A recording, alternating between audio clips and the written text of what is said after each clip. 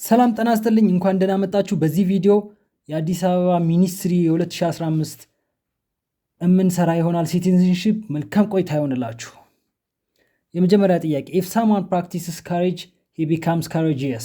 This idea explains that virtue develops in nature. Virtue develops as a result of practice. Someone is created naturally courageous. There is no relationship between courage and practice.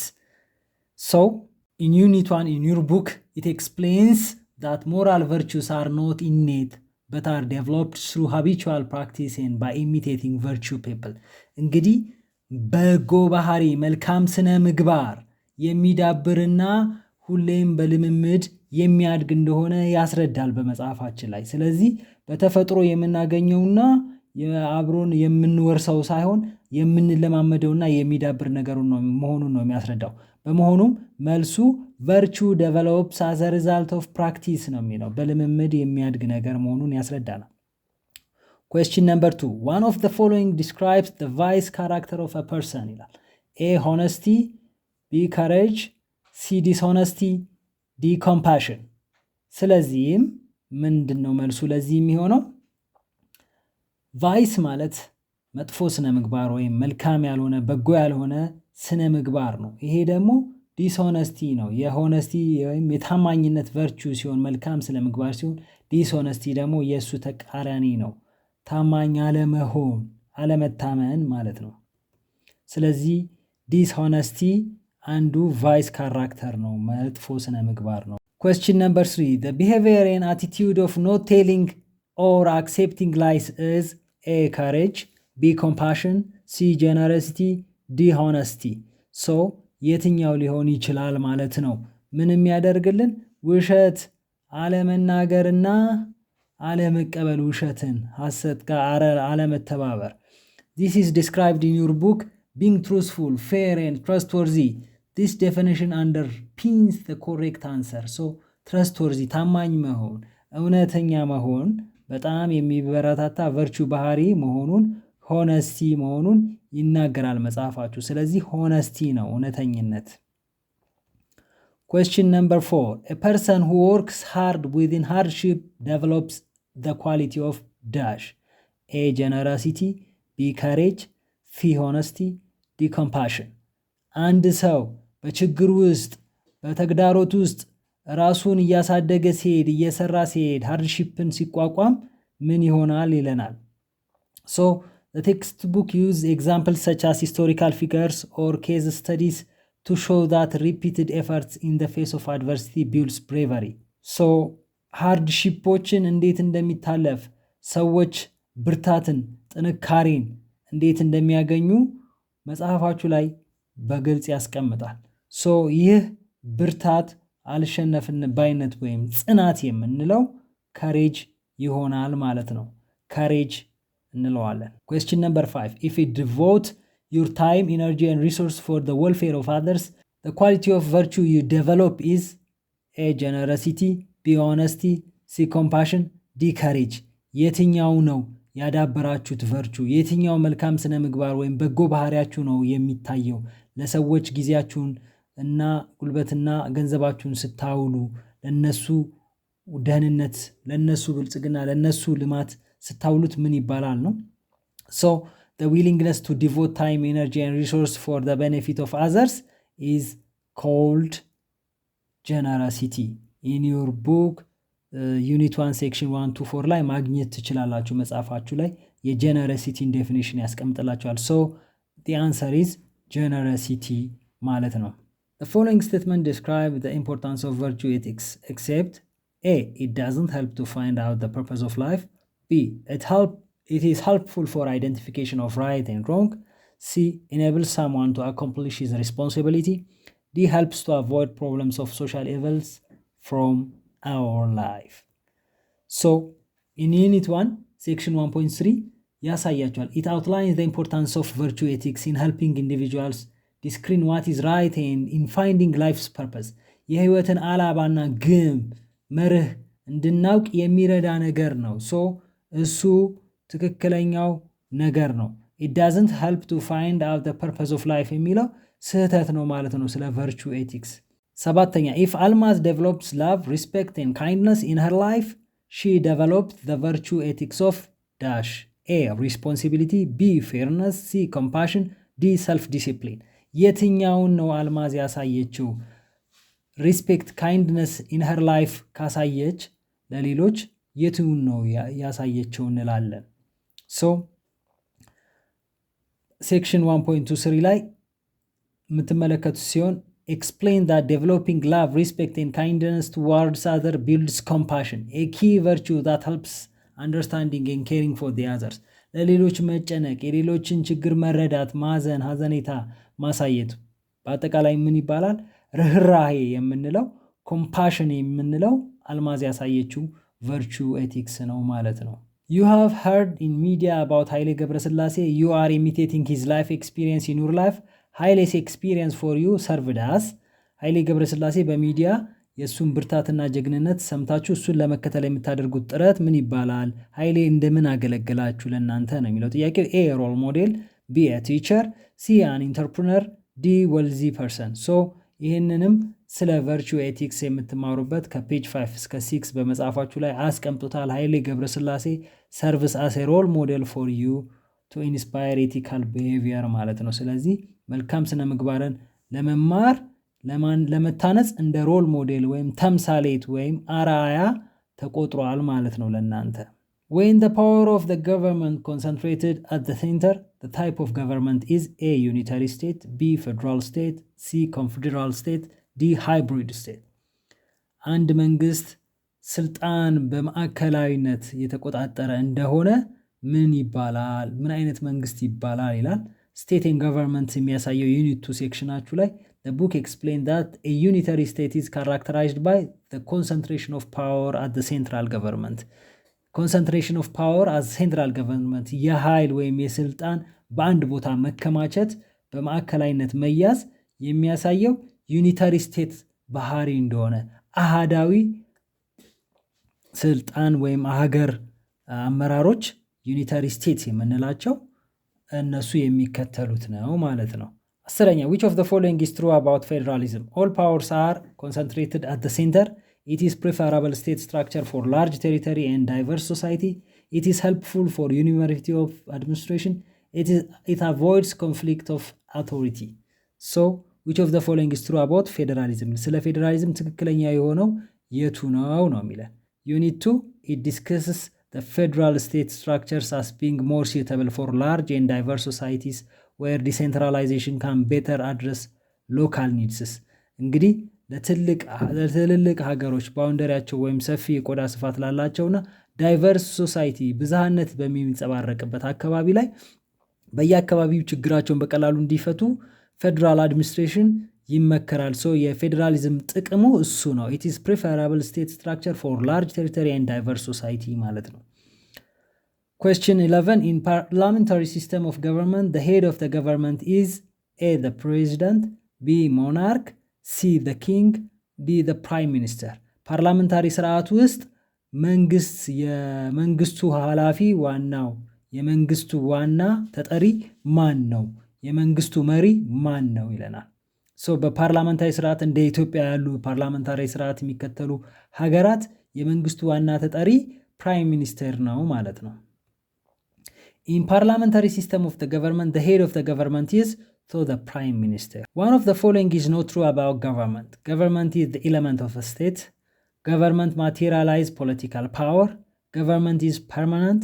Government is intrinsic to human beings. ስለ መንግስት ትክክል ያልሆነው የቱ ነው ይለናል። ሶ መንግስትና ስቴትን የሚገልጸው ዩኒቲ ፓርት ላይ በክሊርሊ ያስቀምጦላችኋል። ሶ ገቨርንመንት ኢዝ ፐርማነንት የሚለው ኢንኮርኔክት ነው። መንግስት ጊዜያዊ ነው፣ ተለዋዋጭ ነው። የመንግስት ስርዓትና መንግስት ሀገር በቋሚነት የሚኖር ነገር ሊሆን ይችላል። መንግስት ግን በቋሚነት ይኖራል ማለት አይቻልም። ሶ ገቨርንመንት ኢዝ ቴምፖራሪ ነገር ነው ማለት ነው፣ ሊቀያየር የሚችል ነገር ነው። ስለዚህ ገቨርንመንት ኢዝ ፐርማነንት የሚለው ትክክል አይሆንም ማለት ነው። In the absence of order and security, your compliance should focus on A state, B government, C people, D outside force. ስለዚህ ሴኪሪቲ እና የህግ የበላይነትና ደህንነት በማይኖርበት ጊዜ ቅሬታቸውን ሰዎች ሊያሰሙ የሚችሉት በማን ላይ ነው ይላል።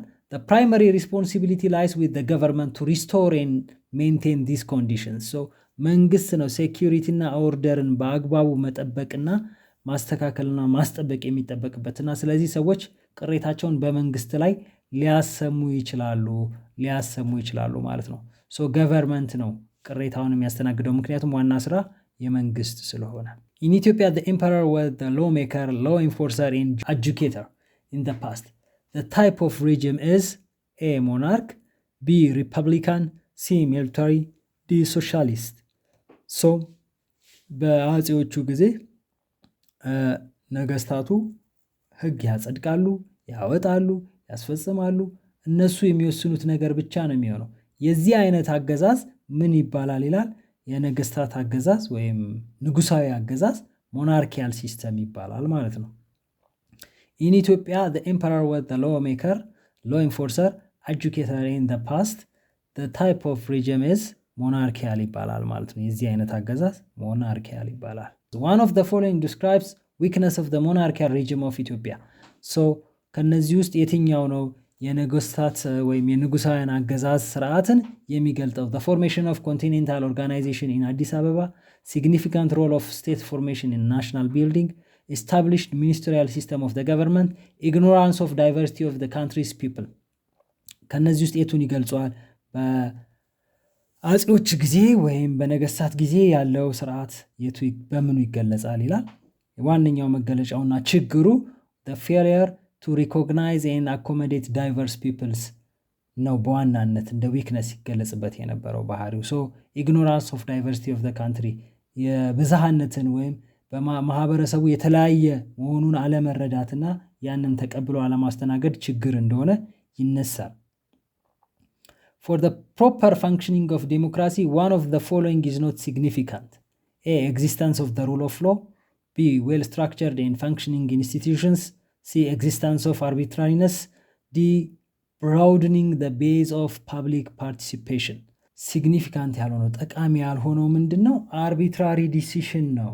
Function of properly decision must be made based on rules and fairness, not arbitrary judgment.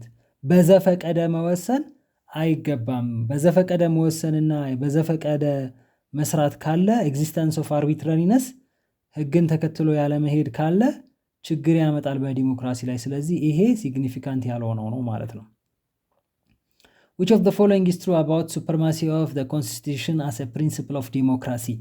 በዲሞክራሲ መርህ ውስጥ የህግ የበላይነት ወይም የህገ መንግስቱ የበላይነት በየትኛው ነው እውነት የሚሆነው ይላል? Constitution is the highest law of the land.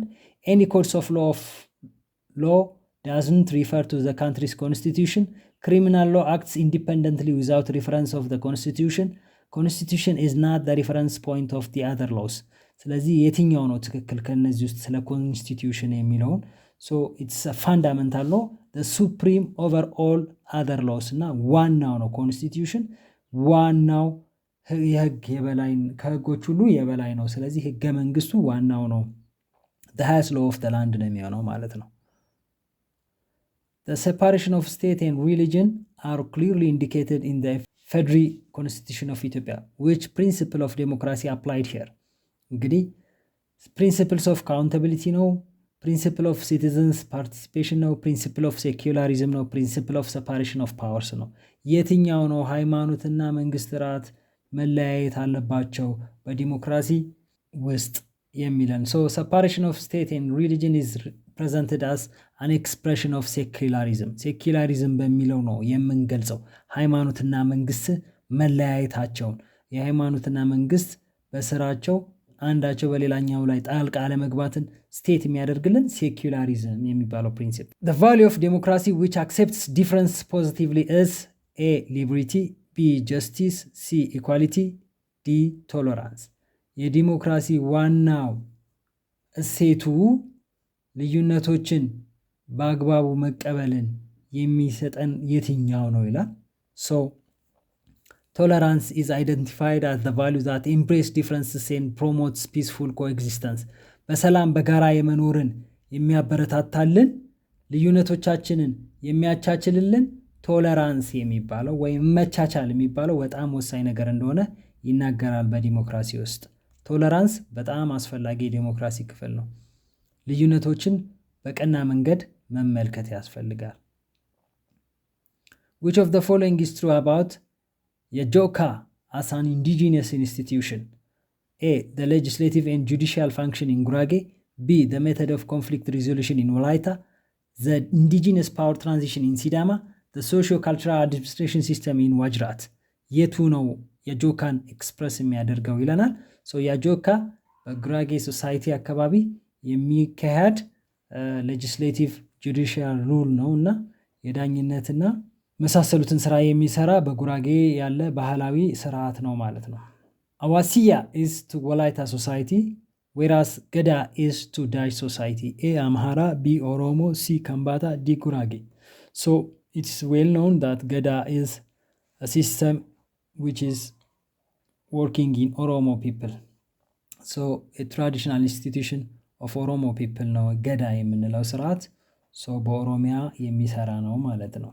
One of the following is considered as opportunity for development of democracy in Ethiopia. የትኛው ነው ዲሞክራሲን ለማሳደግ እንደ ጥሩ የሚታየው? Absence of powerful democratic institution, the absence of competing parties for power, rapid expansion of education, lack of an informed society. የትኛው ነው የሚጠቅመው ለዲሞክራሲያዊ እድገት ወይም ለዲሞክራሲ እድገት?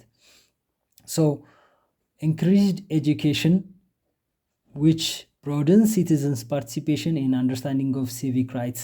መብትና ግዴታቸውን ስለሚያውቁ እውቀታቸው ስለዳበረ ማህበረሰቦች ዲሞክራሲ ሊያሳድጉ እንደሚችሉ የሚያስረዳ ነው። ይሄ በዩኒት 3 ላይ በደንብ Which of the following is considered as challenge for democratization process in Ethiopia? ተግዳሮት ተብሎ የሚቆጠረው የትኛው ነው? ዲሞክራሲ እንዳያድግ ተግዳሮት የሚሆነው ቻሌንጅ የሚሆነው የትኛው ነው? Massive investment in infrastructure such as roads and railway ነው። Significant investment in agriculture and agro industry ነው። The prevalence of weak political participation ነው። Private and public investment in tourism ነው። በዚህ ጋር ዲሞክራታይዜሽን ወይም ዲሞክራሲ እድገት እንዳይጠብቅ ከሚያደርገው ወይም ከሚያስቸግረው ነገር አንዱ ምንድነው የሚሆነው? ፖለቲካል ፓርቲሲፔሽን አመንግ ሲቲዝንስ ነው። የህብረተሰቡ አለመሳተፍ ነው። the prevalence of weak political participation በአግባቡ በበቂ ሁኔታ አለመሳተፍ እድገቱ እንዳይዳብር ያደርጋል ማለት ነው። The document which contains the nation's basic and fundamental law is A. Civil law, B. Constitution, C. Criminal law, D. Commercial law. የትኛው ነው ዋናው ቤዚክ ኤንድ ፈንዳመንታል መሰረታዊ የሆነው ህግ በአንድ ሀገር ላይ የትኛው ነው? እነዚህ በሙሉ አራቱም ህጎች አስፈላጊ ናቸው።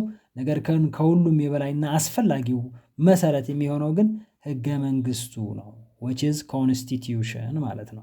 If the government acts and decides based on the constitution, this is the expression of dash. መንግስት በህገ መንግስቱ መሰረት ሲሰራ ህገ መንግስቱን ተከትሎ ሲሰራ ምን ይባላል? አርቢትራሪነስ በዘፈቀደ መስራት ነው፣ ሴኩላሪዝም ነው፣ ኮንስቲቱሽናሊዝም ነው፣ አናርኪዝም ነው፣ የቱ ነው ይላል።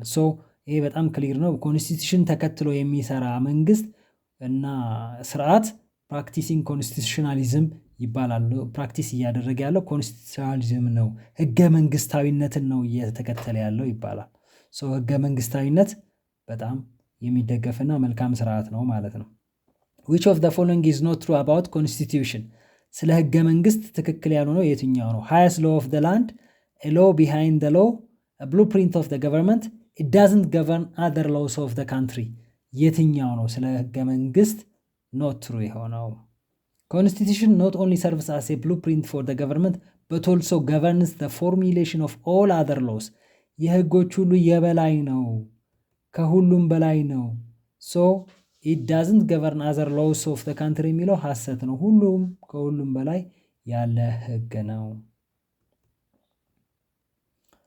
If someone reads constitution of the country, he will have better understanding about the overall nature of the country. This is because the constitution describes the geographical map of the country, B. explains the natural resource of the country, C. situates the location of the country, D. political and ideology and structure of the country.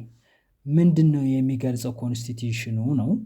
በዋናነት አንድ ሰው ኮንስቲቲዩሽኑ ወይም ህገ መንግስቱን ሲያነብ በአግባቡ መረዳት የሚኖረው ስለምንድነው በሀገሪቷ ውስጥ ይሄም ምክንያቱ ምንድነው? reading the constitution helps citizens understand the country's political system and fundamental ideology ዋና መሰረታዊ አስተሳሰብ መርሁንና የሀገሪቱን ፖለቲካዊ ስርዓትን ለመረዳት እጅግ ጠቃሚ ነው። so the political ideology structure of the country ስርዓቷንና መዋቅሯን በሙሉ ለመረዳት ያግዛል ማለት ነው የአንድን ሀገር።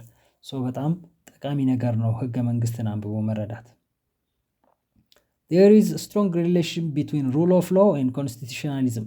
The description of the statement is A. Equality before the law will be violated. B. Citizens are treated equally before the law. C. Few individuals will be treated better than the others. The constitution protects the ruling party better than the others. So ምንድን ነው? Equal treatment under the law is central concept ነው። እኩልነት በህግ ፊት ሁሉም ሰው እኩል ነው። Citizens are treated equally before the law.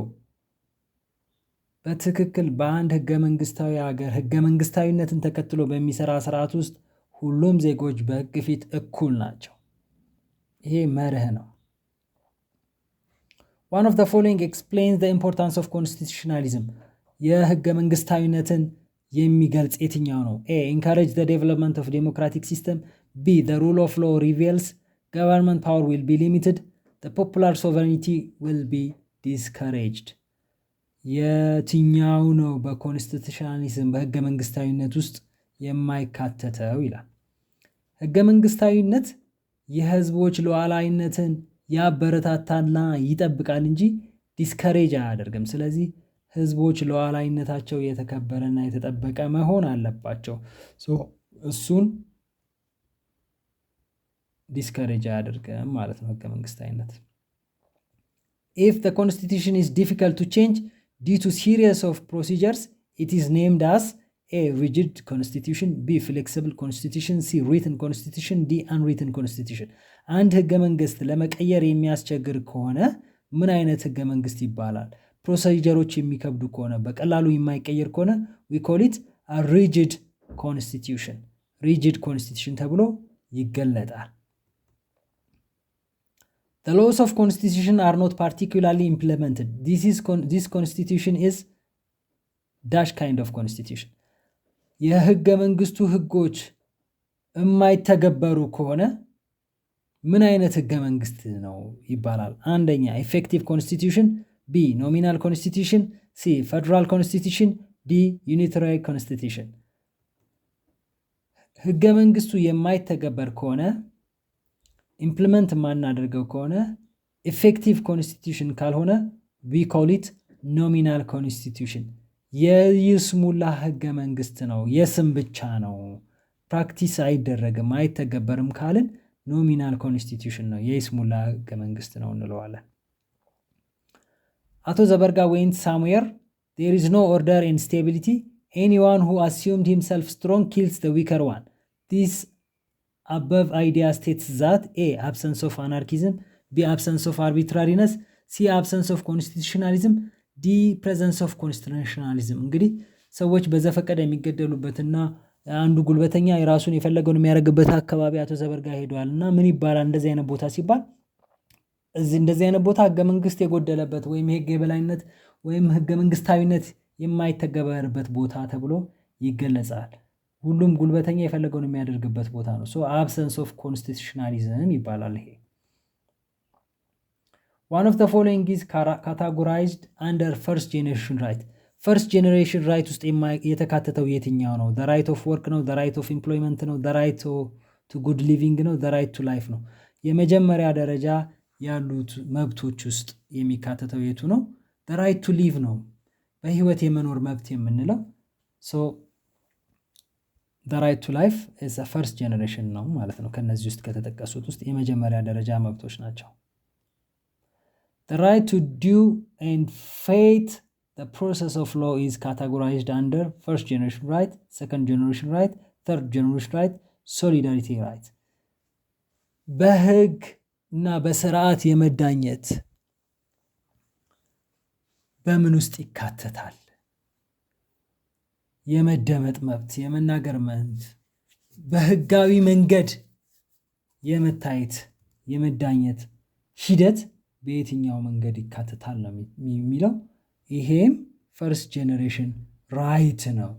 the process of law ሂደቱን ህጋዊ ሂደቱን በተከተለ መንገድ አንድን ሰው የማስተዳደር የመያዝ የመዳኘት የመጠየቅ ያ ሰው የተጠየቀውን የመመለስ እና እስከሚፈረድበት ንጹህ ሆኖ የመገመትና የመሳሰሉት መብቶቹ የመጀመሪያ ደረጃ ራይቶች ናቸው።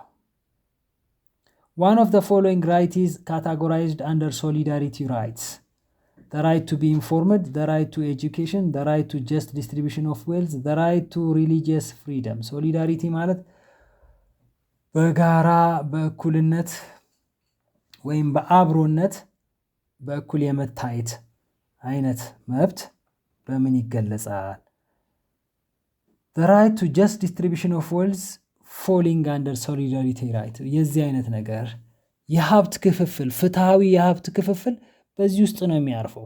በፍትሃዊነት ሀብትን በአንድ አካባቢ ወይም በአንድ ሀገር ውስጥ ወይም በአንድ ሀገር ዜጎች ውስጥ በፍትሃዊነት መከፋፈል አለበት። ለአንዱ የበለጠ ተደርጎ ለሌላው የማይደረግ ለምሳሌ የተወሰኑ አካባቢዎች ትምህርት በአግባቡ ተደርሶ ለተወሰኑ አካባቢዎች ትምህርትን አለማዳረስ ይሄ ፍትሃዊ ያልሆነ የሀብት ክፍፍል ነው። በዚህ መንገድ እነዚህ the right to just distribution categorized under solidarity right ብለን የምንመድበው ነው ማለት ነው። ፍትሃዊ የሀብት ክፍፍል የምንለው the Federal Constitution of Article 25 states that all persons are equal before the law among the following options all are true except ይላል። አንቀጽ 25 ሁሉም ሰዎች በሕግ ፊት እኩል ናቸው ይላል። ይህንን የማይገልጽ የቱ ነው? ኢኳሊቲ ሪጋርድለስ ኦፍ ጄንደር ነው። በየትኛውም ጾታ ሁሉም ሰው ጾታን መሰረት ባደረገ ሁኔታም ቢሆን እኩል ናቸው። የትኛዎቹም ጾታ እኩል ናቸው። ኢኒኳሊቲ ቤዝድ ኦን ቢሊፍ በእምነት መሰረት ኢኒኳሊቲ መደረግ አለበት። በእምነታቸው መሰረት እኩል እንዳይሆኑ ወይም መዳላት አለበት። ኢኳሊቲ ሪጋርድለስ ኦፍ ሶሻል ስታተስ፣ ኢኳሊቲ ሪጋርድለስ ኦፍ ላንጉዌጅ። ኢኒኳሊቲ ቤዝድ ኦን ቢሊፍ ሰዎች በእምነታቸው ምክንያት አድሎ ሊደረግባቸው አይገባም። የትኛውንም እምነት ቢከተሉም እኩል ናቸው በሕግ ፊት። ስለዚህ ይሄ በትክክል አይገልጸውም ማለት ነው። Among regions of Ethiopia, which regional constitution is adopted recently? A. Afar, B. Somali, C. Sidama, D. Oromia. አዲስ ህገ መንግስት ያጸደቁት በአዲሱ የክልል ህገ መንግስት ውስጥ የተካተቱት አዲስ ህገ መንግስት ያጸደቀው ክልል የትኛው ነው ይላል። በቅርቡ ክልል የሆነው ከነዚህ ምርጫዎች ውስጥ ሲዳማ ነው የሚሆነው ማለት ነው። One of the following statement or phrases is different from the others about regional constitution of Ethiopia. የክልሎች ህገ መንግስት በትክክል የማይገልጸው የትኛው ነው? The right to violate the federal constitution, the right to life, the right to security, the right of accused person. የትኛው ነው የማይገልጸው? ክልል ህገ መንግስቶቹን ውስጥ የማይካተተው ይላል።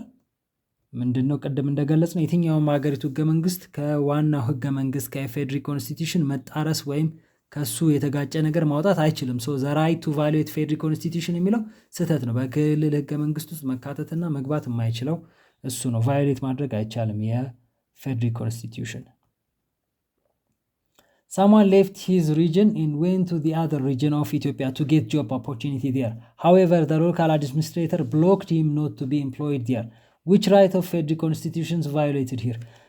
እንግዲህ ተዘዋውሮ የመስራት መብት አለ ለሁሉም ዜጎች የተሰጠ በእኩልነት መብት። አንድ ሰው በሌላ ክልል ከተወለደበት ወይም ከኖረበት ክልል ወጥቶ ወደ ሌላ ክልል ስራ ቢፈልግ እዛ ሲደርስ የአካባቢው አስተዳደር ስራ አትሰራም ብሎ ቢያባረረው ወይም ቢከለክለው ስራ ከመስራት የትኛው መብቱን የተጣሰው ነው የሚለው። the right to liberty, the right to equality, the right to social and economic development, the right to cultural development የትኛው ህግን የተጣሰው? ይህንን ብንመለከት it violate the right to ኢኳሊቲ ነው፣ እኩልነት። የክልሉ ተወላጅ ቢሆንም ባይሆንም የዛ ክልል ነዋሪ ቢሆንም እኩል መብት ሊኖረው ይገባል ስራ በመስራት ወይም በማግኘት ላይ። the right to equality ነው የተጣሰው ማለት ነው። Why should we consider early marriage as a violation of women's right in Ethiopia? This is because ያለ ዕድሜ ጋብቻን የትኛው ነው ምክንያቱ የሚከለክልበት ህገ መንግስቱ የሚከለክልበት ዋነኛው ምክንያቱ ምንድነው? አንደኛ የህዝብ ብዛት እንዳይጨምር ነው። ፖፑሌሽን ኢንክሪመንት ነው ስጋቱ። the health and physical negative effect of the woman ነው። የልጅቷ ወይም የሴቲቷ ጤንነት ስለሚያሳስበው ነው።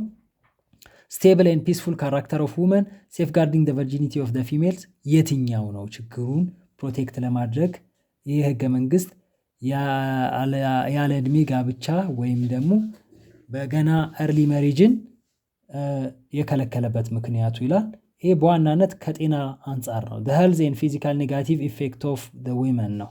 so ይህንን መሰረት አድርጎ ነው ማለት ነው ህገ መንግስቱ የሚከለክለው። one of the following is not considered as a violation of human rights የሰብአዊ መብት ጥሰት ያልሆነ የቱኛው ነው የሚለው conflict and displacement, child labor abuse, poverty and inequality, peaceful coexistence and tolerance የትኛው ነው ሰብአዊ መብት ጥሰት ያልሆነው?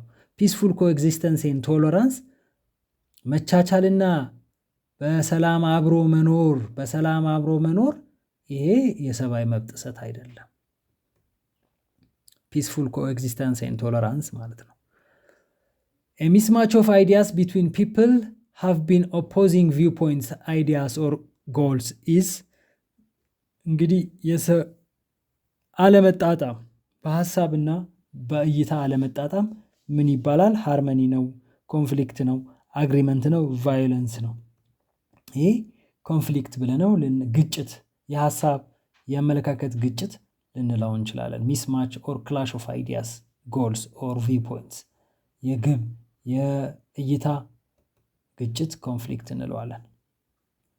which of the following is true about peace ስለ ሰላም የትኛው ነው እውነት የሆነው? only the absence of war ነው። ጦርነት አለመኖር ነው ፒስ የምንለው ወይ? only the absence of fights and violence ነው። ግጭትና ረብሻ አለመኖርን ነው ወይ? not only the absence of war but also presence of justice and law የጦርነት አለመኖር ብቻ ሳይሆን ህጋዊነትና ፍትሃዊነት የመኖርም ጭምር ነው ይላል። only the existence of calmness ጸጥታ መኖር ነው ይላል። ሶ አንሰራችን ሊሆን የሚችለው definitely C ነው። peace involves not only in the cessation of violence but also the establishment of justice and law የህግና የፍትሃዊነት የህግ በላይነትና የፍትሃዊነት አስፈላጊነትም ጭምር ነው።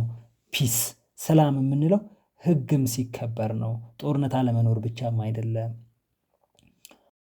one of the following is true about conflict: equal sharing of resources, fair treatment of cases, avoidance of prejudice, the existence of prejudice and stereotypes እንግዲህ የትኛው ነው? ጭፍን ጥላቻ እና መናናቅ ነው አንደኛው ችግር። ጭፍን ጥላቻና መናናቅ existence of prejudice and stereotype መናናቅና ጥላቻ ለግጭት ዋነኛው ምክንያቶች ናቸው። in negotiation when both parties give up something to reach an agreement is A collaboration, B avoidance, C accommodation, D compromise ሰጥቶ መቀበል የምንለው ወይም ደግሞ ማቻቻል ማመቻመች የምንለው ወይም ሰጥቶ መቀበል የምንለው የትኛው ነው? ሁለት ሰዎች በሚደራደሩበት ጊዜ አንዱ ሰጥቶ የሚቀበልበት ሂደት ምን ይባላል? ሰጥቶ መቀበል ሂደት ምን ይባላል? ኮምፕሮማይዝ ይባላል። The negotiation process in conflict resolution is explained in Unit 6. So compromise occurs when both parties make concessions to reach an agreement. So ተደራድረው የሆነ ነገር ሰጥቶ የሆነ ነገር ሲቀበል compromise ይባላል። Which of the following is true about mediation? The mediator has a decision making role. The mediator has assisting role but not decision maker. He does not recommend possible solution for the problem. Simply creates conducive environment for both parties. So mediator አመቻች ወይም አደራዳሪ የምንለው ምንድነው? ዋና ስራው ነው የሚለው ዋንኛ ስራው ሚዲየተር ከሆነ ፋሲሊቴት ዲያሎግ ዊዛውት ኢምፖሲንግ ዲሲሽን ነው። ምንም አይነት ውሳኔ ወይም ተጽዕኖ ሳያሳድር ንግግሩን ማመቻቸት፣ ውይይቱን ማመቻቸት ነው ዋናው ስራው። ሲምፕሊ ክሪኤትስ ኮንዱሲቭ ኤንቫይሮንመንት ፎር ቦዝ ፓርቲስ ማመቻቸትና የተመቸ ሁኔታን መፍጠር ነው እንዲወያዩ እንጂ ምንም አይነት ውሳኔና ተጽዕኖ ማድረግ አይደለም የሚዲየተር ሚና። All statement describes the necessity of peace building except የተጠቀሱት ውስጥ ሁሉም ስለ ፒስ ቢልዲንግ ወይም ሰላም ግንባታ ይገልጻሉ ከአንዱ በስተቀር ይላል። It encourages insecurity and instability. It prevents conflicts from escalating. It helps for protection of lives and properties. It encourages the development of unity and togetherness. So ከነዚህ ውስጥ የቱ ነው የሰላም ግንባታን የማይገልጸው? It encourages insecurity and instability የሚለው ሐሰት ነው። አለመረጋጋትና ደህንነት አያበረታታም፣ አይፈጥርም። ሰላም ግንባታ ይህንን ያስወግደዋል እንጂ። One of the following is important for the prevalence of peace building in certain society. A. tolerance, B. disobedience, C. intolerance, D. homelessness.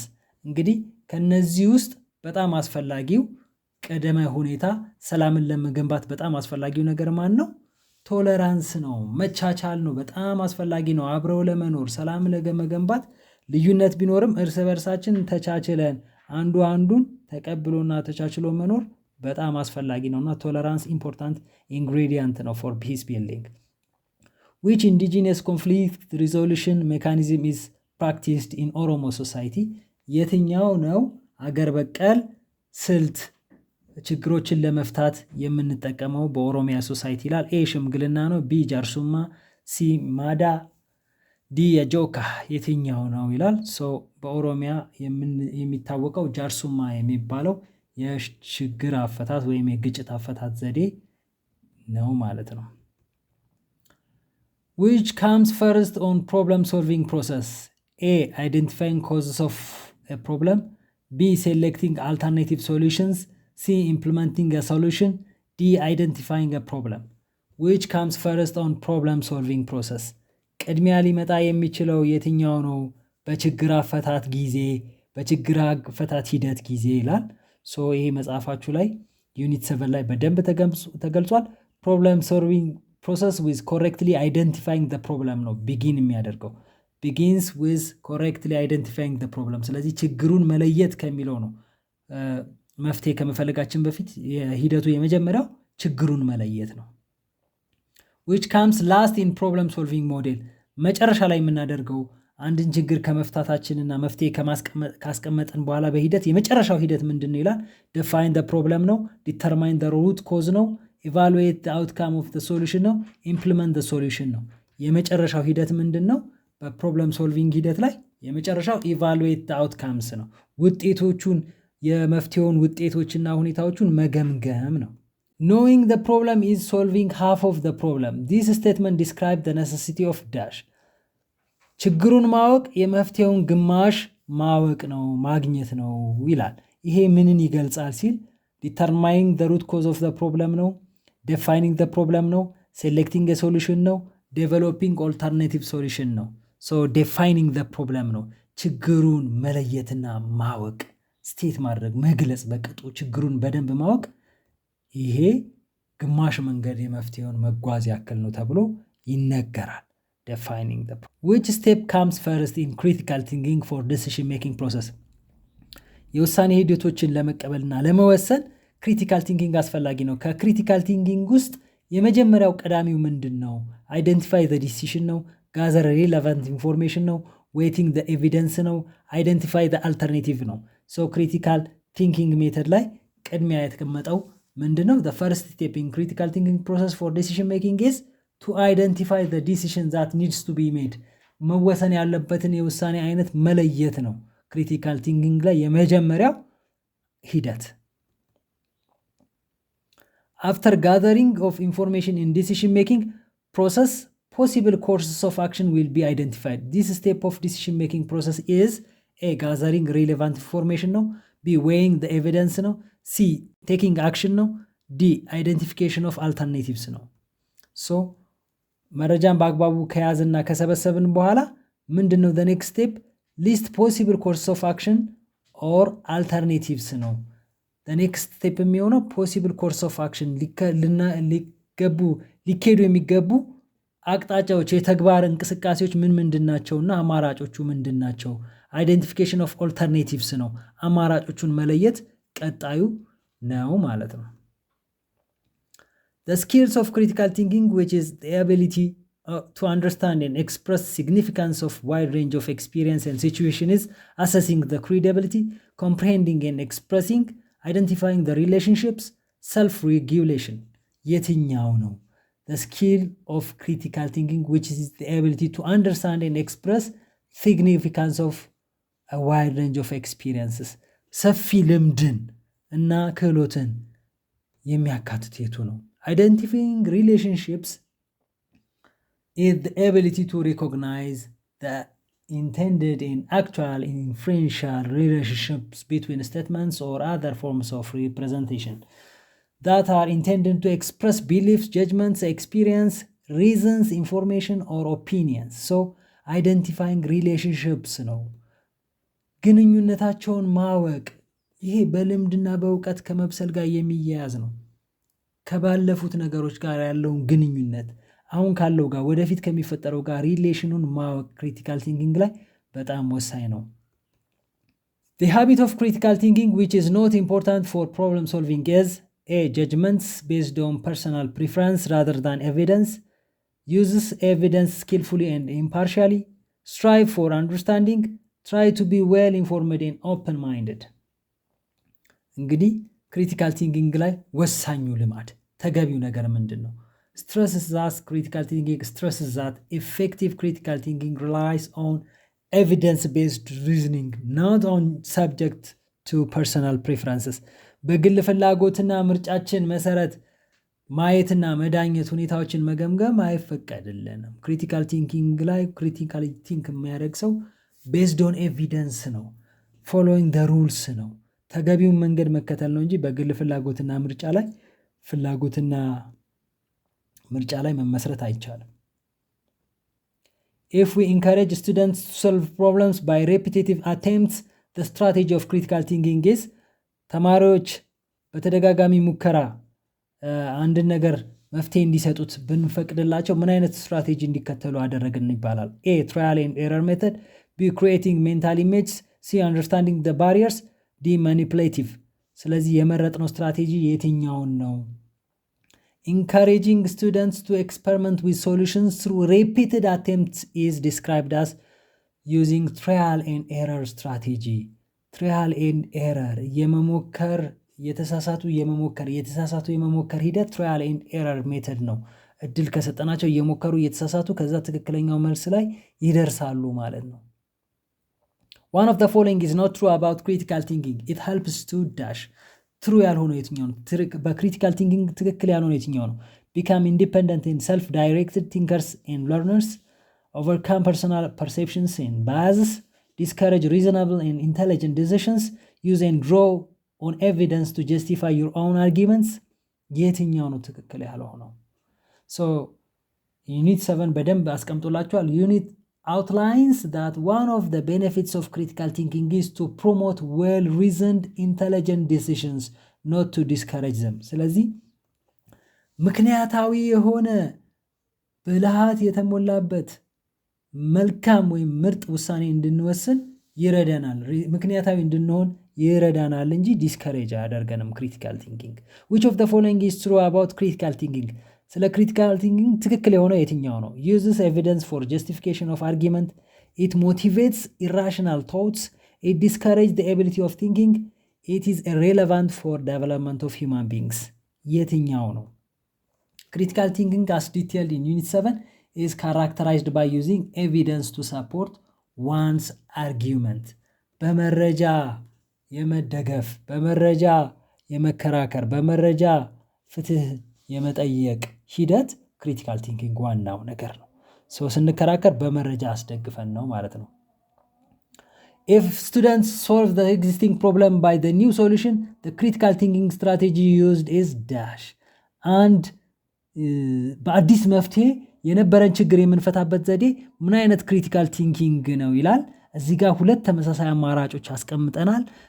ከነዚህ ከተቀመጡት ተመሳሳይ አማራጮች ራሳችሁ ክሪቲካሊ ቲንክ አድርጋችሁ መፍትሄ እንድትሰጡት እንመክራለን።